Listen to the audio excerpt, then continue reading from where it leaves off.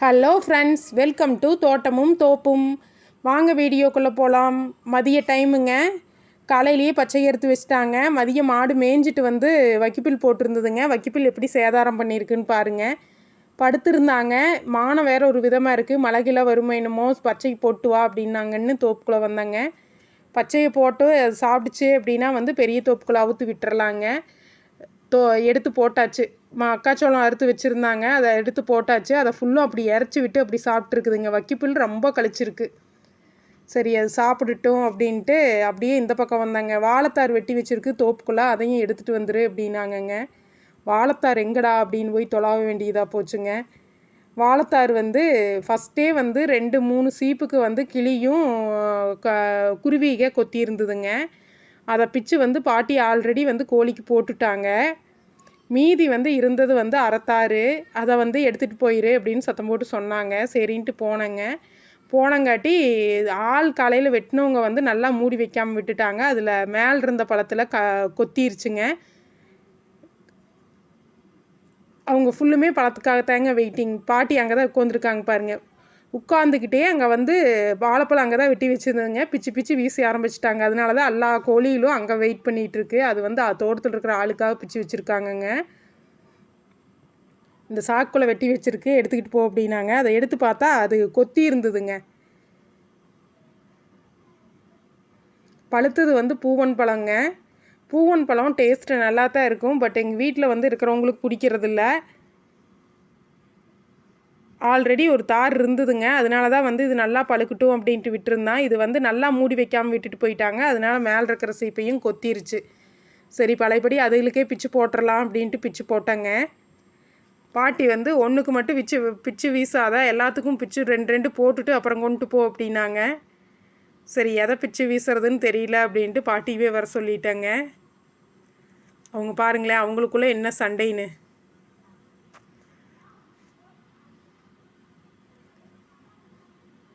பாட்டிக்கு எப்படின்னாங்க 24 ஹவர்ஸ் வந்து கோழி மெயின்டெனன்ஸ் வந்து பாட்டிங்க.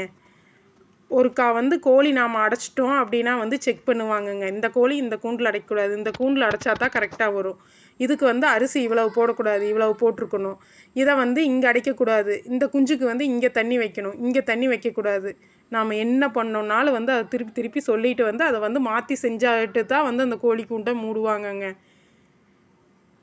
அந்த கோழிக வந்து நாம் தோப்புக்குள்ளே போனால் நம்ம பிறவுக்கெல்லாம் வரவே வராதுங்க. பாட்டி தோப்புக்குள்ளே போயிட்டாங்க அப்படின்னா பாட்டி சுற்றிக்கிட்டு தாங்க மேயும். பாட்டியாத்தா எங்கே இருக்காங்களோ அங்கே தான் ஃபுல்லும் கோழி பாய்ஸ் ஃபுல்லும் அசம்பிள் ஆகிருப்பாங்க.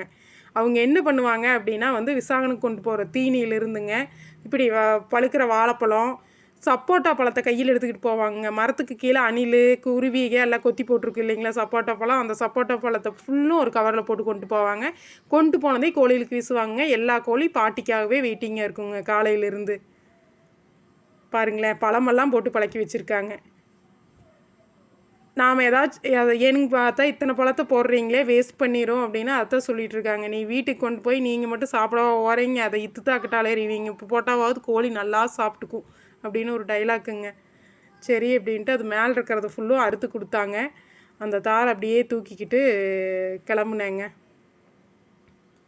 அதில் போட்டு கட்டு அப்படின்னு சொல்லிகிட்டு இருக்காங்க. படிக்கடியில் கட்டி விட்டுருவோம். யாருக்கு வேணுமோ அவங்க பிச்சுக்குவாங்கங்க. உள்ளுக்குள்ளே கட்டுறதில்ல, அப்படியே ஒரு தாரையவே கட்டிக்கிறது, அறுத்தும் வைக்க மாட்டாங்க. அதை படிக்கடியில் கட்டுறக்கு அப்படி கட்டி விடு அப்படின்னு சொல்லிக்கிட்டு இருக்காங்க.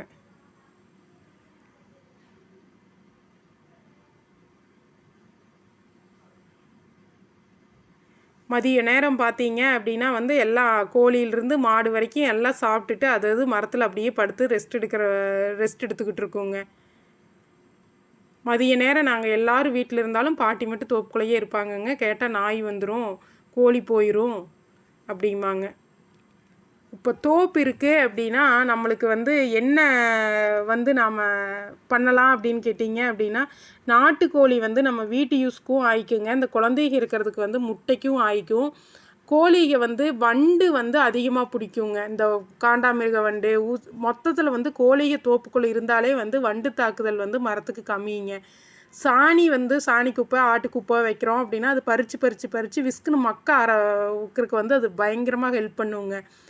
பறிக்கிறதே வந்து தோப்புக்குள்ளே வந்து இந்த புழு பூச்சி எல்லாம் பிடிச்சிரும். இதுக்காகவே வந்து நம்ம கோழி வச்சுக்கலாங்க. அடுத்தது வந்து நம்மளுக்கு முட்டையும் கிடச்சிருது. நம்ம சிக்கன் மட்டன் வந்து கடையில் எடுக்கணுங்கிறன்ட்டு இல்லை. அதுக்காகவே வந்து நம்ம ரெகுலராக கோழி வளர்த்த ஆரம்பிச்சிடலாங்க. இது என்ன அப்படின்னு பார்த்தீங்கன்னா, நம்ம வெங்காயக்காடுங்க நல்லா காஞ்சிருச்சு. இந்நேரம் தண்ணி கட்டியிருக்கணும், கட்டாமல் இருக்குது. மழைக்கு சொல்லியிருக்காங்க அப்படிங்கிறக்காகவே வெயிட் பண்ணிகிட்ருக்காங்க. இது என்ன பிரச்சனை அப்படின்னா, தண்ணி கட்டிட்டோம் அப்படின்னா தண்ணி உடச்சி கழிக்கணுங்க. காடு ஃபுல்லும் கழிக்கணும் அப்படின்னா வந்து பயங்கர இதான வேலைங்க. அதுக்காகவே விட்டாச்சு. காடு நல்லா காஞ்சிருச்சு. சரி மழை வரும் அப்படிங்கிறக்காகவே வெயிட்டிங்கில் இருக்குங்க. தண்ணி இன்றைக்கி விட்டாலும் ஈரங்காயிருக்கு 8 நாள் ஆகும். 8 நாளில் வந்து மழை வந்துருச்சு அப்படின்னா நம்ம தண்ணி வந்து கழித்து அந்த சைடு கொண்டு போகிற மாதிரி இருக்கும். என்ன பண்ணுறதுனே தெரியாமல் 4 நாளாக மானத்தை பார்த்துக்கிட்டே இருக்குங்க. வெங்காயக்காடு தண்ணி கட்டாமல் பயிர் வந்து அப்படியே மதிய நேரத்துக்கு பார்த்தா காட்டுக்குள்ளே பயிர் இல்லாத மாதிரி இருக்குங்க. கிட்டத்தட்ட இந்த பயிருக்கு வந்து 25 நாள் ஆச்சுங்க. நட்டு 25 நாள் ஆச்சு.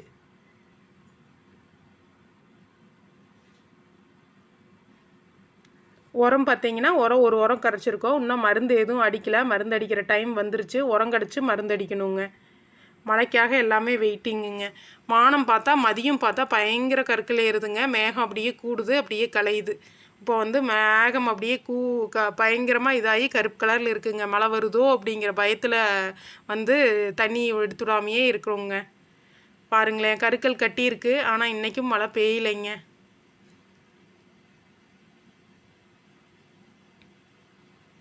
இதுதான் நம்ம வெங்காயக்காட்டோட ஓவர் வியூங்க. அடுத்து என்ன அப்படின்னா, நம்ம தோப்பு இருக்குதுன்னு வைங்களேன். தோப்புக்குள்ளே என்னென்ன பண்ணலாம் அப்படின்னா, நம்ம வீட்டில் வந்து பால் கறக்க தெரிஞ்சவங்க இருக்காங்க அப்படின்னா வந்து மாடுக வந்து இப்போ பால் கறவை மாடுக வச்சுக்கலாங்க. பால் கறக்க தெரியாது அப்படின்னா வந்து நம்ம பால் கறக்கிற மாடு வச்சுக்கிட்டோம் அப்படின்னா ஆள் போட்டு பால் கறந்தோம்னாவெல்லாம் எதுவுமே மிச்சமாகாதுங்க.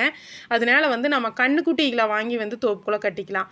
கன்றுக்குட்டிக வந்து பெருசாகி சினையானதுக்கப்புறம் வந்து விற்றோம் அப்படின்னா நல்ல ரேட்டுக்கு போகுங்க. இது வந்து மாடு வந்து பால் கறக்கிறத வந்து வீட்டுக்கு வந்து நம்ம வேணுங்கிற அளவுக்கு பால் எடுத்துக்கலாம். அடுத்து வந்து 2 வாரத்து பணம் வந்து மாட்டுக்கு போச்சு அப்படின்னா 2 வாரத்து பணம் நம்மளுக்குங்க. இப்போ ஒரு வாரத்தில் வந்து 10,000 நம்ம பால் பணம் வாங்குகிறோம் அப்படின்னா 5,000 மாட்டுக்கு, 5,000 நம்மளுக்கு. 2,000 பால் பணம் வாங்குகிறோம் அப்படின்னா 1,000 வந்து மாட்டுக்கு, 1,000 வந்து நம்மளுக்கு. இதுதான் வந்து மாட்டில் நம்மளுக்கு வர லாபங்க. இதே வந்து ஆடு இருந்துச்சு அப்படின்னா, ஆடு வந்து நம்ம காலையில் வந்து நேரமே தூங்கி எந்திரிச்சு பால் கறக்கணுங்கிற அவசியம் இல்லைங்க. காலையில் தூங்கி எந்திரிச்சதையும் வந்து மாட்டுக்கடித்தார சுத்தம் பண்ணணும். அந்த மாட்டுக்கடித்தார சுத்தம் பண்ணணும் நேரமே அப்படிங்கிற அவசியமும் இல்லை. இது என்ன அப்படின்னா 10 மணிக்கு மேலே தாங்க இந்த ஆட்டோட வேலையே வந்து ஸ்டார்ட் ஆகும். ஆடு வந்து குட்டி போடுச்சு அப்படின்னா நேரமே குட்டிகளை ஊட்ட வைக்கணுங்க. குட்டி இல்லை அப்படின்னா நம்ம 10 மணிக்கு மேலே வந்து நம்ம ஆட்டுப்பட்டி போனோம்னாவே ஓகே. 10 மணிக்கு மேலே போய் ஆடை ஊற்றி விட்டோம் அப்படின்னா 3 மணி வரைக்கும் மேய்ச்சினாலே வந்து ஆடு வந்து வயிற்றுக்கு வந்து நிரப்பிக்குங்க. இப்போ நம்மளது தோப்புக்குள்ளே எல்லாம் அவுத்து விட்டுட்டோம் அப்படின்னா நம்ம வந்து எப்படி இருந்தாலும் தோப்புக்குள்ளே வந்து ஒரு ஆள் இருப்போம். அதுவாக மேய்ஞ்சிக்கும். இந்த வெள்ளாடுகள்லாம் பார்த்தீங்க அப்படின்னா நம்மளை சுற்றிக்கிட்டே மேயுங்க. செம்பரி ஆடு தான் தலைக்கீழே போட்டுக்கிட்டே போய்கிட்டு இருக்கும். அதனால வந்து வெள்ளாடு வந்து நம்மளுக்கு வந்து கமிட்மெண்ட் இல்லாததுங்க. நாம் இப்போ வந்து தோட்டத்தில் பண்ணையத்தில் ஆள் இல்லை, நம்மளுக்கு வந்து வெள்ளாடை வச்சுருந்தா அதை ரெகுலராக பார்க்கணுமல்ல அப்படின்னா நம்ம வந்து ரெகுலராக வந்து தென்னந்தோப்புக்கு வந்து தண்ணி ஏட்டுறதுக்கு வந்து நம்ம போய்த்தான் தீருவோம். தென்னந்தோப்பை பார்க்கத்தான் போகிறோம். இதில் வந்து 1 நாள் 2 நாள் வந்து நாம் ஒரு பக்கம் போகிறோம் அப்படின்னா வந்து முந்தின நாளே வந்து ஆட்டுக்கு வந்து தலையை வெட்டி அது உள்ளே போட்டுட்டு போயிட்டா வந்து பார்த்துக்கலாங்க. பால் கறவை இல்லை அப்படிங்கிறதுனால அந்த உள்ளுக்குள்ளே ஒவ்வொரு ஆட்டுக்கும் வந்து தனியாக கட்டி விட்டுட்டு போயிட்டா அதுவே சாப்பிட்டுக்கும், தண்ணியை வச்சுட்டு போயிடலாம். ஸோ வந்து இதுக்கு வந்து தனியாக ஆள் போட்டு மெயின்டைன் பண்ணணும் அப்படிங்கிறதும் இல்லை.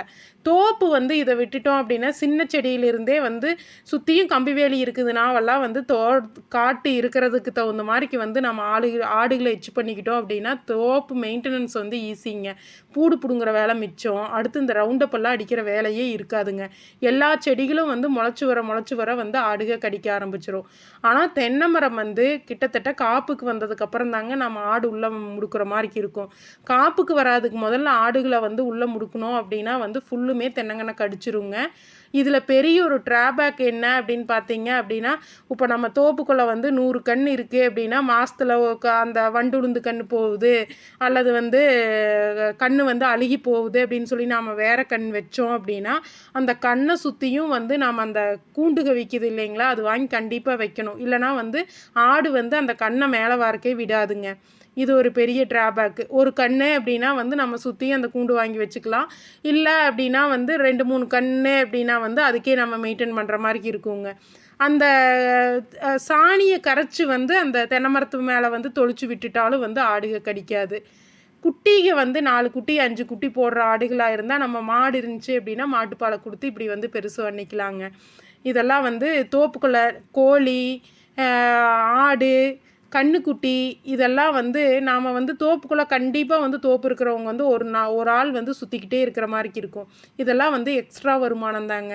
இல்லை இதெல்லாம் எதுவுமே இல்லாததை நம்ம யோசித்து பார்த்தோம் அப்படின்னா வந்து களை வந்து கண்டிப்பாக வந்து நம்ம ரவுண்டப் அடிக்கணும், இல்லைனா ஓட்டணும். ரெகுலராக ஓட்ட முடியாதுங்க, தென்னங்கன் வேற வந்து அத்து விட்டுரும். அதனால வந்து நம்ம ரெகுலராக ஓட்ட முடியாது, ரவுண்டப் அடிக்கணும். ரவுண்டப் வந்து அடிக்கவே கூடாதுன்னு சொல்கிறாங்க. அடுத்து களைக்கொல்லி அடித்தோம்னாலும் அது வந்து பயங்கர இதுதான். இது வந்து கலை மேலாண்மைன்னு பார்த்தீங்க அப்படின்னா ஒரு கன்றுக்குட்டியோ ஆடோ இருந்தால் பெட்ரு. அதனால ஒரு வருமானமும் கூட. அடுத்தது வந்து கோழி வந்து வண்டு பிடிச்சிக்குது. நம்ம வீட்டுக்கு தேவையான வந்து முட்டை இதெல்லாம் வந்து இது அதிகம்தான். இப்படி வந்து நம்மளுக்கு அதிக வருமானம் வேணும் அப்படின்னா தோப்புக்குள்ளே வந்து இந்த வேலைகள் எல்லாம் செய்யலாமுங்க. இந்த வேலைகள் எல்லாம் வந்து ஆள் கூட வச்சு தான் செய்யணுங்கிறது இல்லை. நம்மளுக்கு மாடு இருந்தால் மட்டும்தாங்க கண்டிப்பாக வந்து தோட்டத்தில் வந்து ஹெல்ப்புக்கு ஒரு ஆள் தேவை. ஆடோ அல்லது வந்து கோழியோ இதெல்லாம் இருந்துச்சு அப்படின்னா நாமளே ஈஸியாக மெயின்டைன் பண்ணிக்கலாங்க. நாம் இப்போ எங்காச்சும் வந்து ஒரு நாளைக்கே வந்து நம்ம தோட்டத்துக்குள்ளே ஒருத்தர் இருக்க மாட்டோம் அப்படின்னா வந்து ஆட்டுக்கெல்லாம் வந்து பச்சை தீனி அந்த தண்ணி எல்லாம் வச்சிடலாம். கோழிக்கெல்லாம் வந்து கூண்டுக்குள்ளே வந்து தீனிகளை வச்சிடலாங்க. நம்ம ஈவினிங் டைம் நம்ம எப்போ வரமோ அது வந்து அப்போ வந்து பார்த்துக்கலாம். இதுக்காக வந்து நம்ம ஒரு ஆள் போட்டுட்டு போகணும் அப்படிங்கிற அவசியமெல்லாம் இல்லைங்க. இதெல்லாம் வந்து நம்ம தோப்புக்குள்ளே வந்து நம்மளுக்கு வர்ற எக்ஸ்ட்ரா வருமானங்களுங்க. நம்ம தோப்புக்குள்ளே பார்த்தீங்க அப்படின்னா கன்றுக்குட்டிகளில் வீட்டில் வந்து குழந்தைங்க இருக்கிறாங்க அப்படிங்கிறக்காகத்தாங்க அந்த 3 மாடும். அந்த 3 மாடும் வந்து மாற்றி மாற்றி வந்து செனையூசி போட்டு எப்போவுமே பால் கறவை இருக்கிற மாதிரி பார்த்துக்கிறது. இதுவுமே வந்து நாட்டு மாடாக இருந்தால் ரொம்ப பெட்ருங்க. நம்ம எப்போ வேணாலும் எந்திரிச்சு வந்து பால் கறந்துக்கலாம். நம்ம இப்போ லேட்டாக வரைக்குமே தூங்கிட்டாலும் பிரச்சனை இல்லை. அந்த டைமுக்கு கறந்து பால்காரருக்கு பால் ஊற்றணுன்ட்டு இல்லை. ஏன்னா வந்து நாட்டு மாடு நம்ம வீட்டுக்களவாக தான் பால் இருக்கும். அதனால் வந்து வீட்டுக்களவாக கறந்துட்டு மீதி கன்றுக்குட்டிக்கு விட்டுறலாம். நாம் ஏன் சிந்து மாடு வச்சுருக்கோம் அப்படின்னா இப்போ நம்ம பார்த்தீங்க அப்படின்னா நம்ம தோட்டத்துக்கு ரெகுலராக ஆளுங்க வேலைக்கு வருவாங்க. அவங்களுக்கு டீ அப்புறம் வந்து நம்ம தோட்டத்தில் இருக்கிறவங்களுக்கெல்லாம் வந்து சாப்பாடு போடணும். அப்படி பார்த்தோம் அப்படின்னா நம்மளுக்கு பால் தேவைகள் வந்து அதிகமாக இருக்குங்க. நாட்டு மாட்டில் அவ்வளவு பால் இருக்காது. அதனால வந்து நம்மளுக்கு வந்து சிந்து மாட்டு வந்து நம்ம போக வேண்டியதாக இருக்குது. சிந்து மாடு தயிருக்காகவும் பாலுக்காகவும் பார்த்தீங்க அப்படின்னா வந்து நம்மளுக்கு சிந்து மாடு தான் வந்து பெட்டராக தெரியுது. அதனால் வந்து நம்ம சிந்து மாட்டுக்கு போயாச்சு. நம்ம வீட்டில் ஒரு ஃபேமிலி ஒரு சின்ன ஃபேமிலி அப்படின்னாவெல்லாம் வந்து நம்ம நாட்டு மாடு வச்சுக்கலாம். குழந்தைகளுக்கு அது ஹெல்த்தியும் கூட. அடுத்து எருமை இனத்தினால வச்சுக்கிறது இல்லை அப்படின்னா வந்து இப்போ தாங்க நான் நல்லா பாலே கறந்து பழகியிருக்கேன். எருமை பால் கறக்கிறது கொஞ்சம் கஷ்டம். ஆரம்ப ஸ்டேஜில் இருக்கிறவங்க வந்து கறந்து பழக முடியாது அப்படிங்கிறதுக்காக இப்போ தான் ஒரு எருமைக்கண் வாங்கி விட்டுருக்கேன். அது வந்து மாட்டுக்கூட சுற்றிட்டு இருக்கு. அது மெயின்டைன் பண்ணுறதுமே கொஞ்சம் கஷ்டந்தாங்க. சிந்து மாட்டு அளவுக்கு வந்து ரொம்ப சாதுவாக இருக்கிறது இல்லை. பயங்கர வந்து ரஃப் அண்ட் டஃப்பாக நடந்துக்குது. நம்ம லேடிஸ்க்கு வந்து ஹேண்டில் பண்ணுறது வந்து கொஞ்சம் கஷ்டம்தான். இதே வந்து பழங்கின எருமைகள் அப்படின்னா ஓரளவுக்கு இருக்கும்னு நினைக்கிறேன். கறக்கிறது எல்லாமே ஒரு சில எருமைகள் தான் வந்து கம்முன்னு நிற்குமாமாங்க. ஒரு சில எருமைகள்லாம் வந்து காலை வந்து கட்டி அப்புறம் தான் கறக்கணுமாமா. அதெல்லாம் வந்து ரெகுலராக பண்ணும்போது வந்து நம்மளுக்கே ஒரு அலுத்து போயிருங்க. அதனால் வந்து நம்ம அது சினையானதுக்கப்புறம் வித்தரலாம் அப்படிங்கிற பிளானுக்காகத்தாங்க வாங்கி அந்த கன்றுக்குட்டி கூட விட்டுருக்கேன். இது வந்து ஆடு வந்து இது ஃபுல்லுமே வந்து அத்தை பார்த்துக்குவாங்க. கோழி பார்த்தீங்க அப்படின்னா பாட்டியை பார்த்துக்குவாங்க. மாடு பார்த்தீங்க அப்படின்னா வந்து தோட்டத்துக்குள்ளே எப்போ தோப்புக்குள்ளே போகிறனோ அப்போ வந்து மாட்டை வந்து நான் பிடிச்சிட்டு போவேன். ஆளுக்கு வந்து தோட்டத்தில் இருக்கிற ஆளுக்கு வேலை இல்லை அப்படின்னா வந்து அவங்க மாட்டை பார்த்துக்குவாங்க. அவங்களுக்கு வேலை இருந்தது அப்படின்னா மாடு வந்து நான் தான் பார்த்துக்குவேங்க. ஸோ வந்து இதெல்லாம் வந்து நம்ம தோப்புக்குள்ளே இருக்கிற வேலைகள். அதை அனுசரித்து நான் செய்கிற வேலைகளுங்க. இந்த வீடியோ உங்களுக்கு பிடிச்சிருக்கான்னு பாருங்கள். இந்த வீடியோவை இதோட முடிச்சுக்கிறேங்க. வீட்டுக்கு கிளம்பலாமாங்க. பாய் பாய்.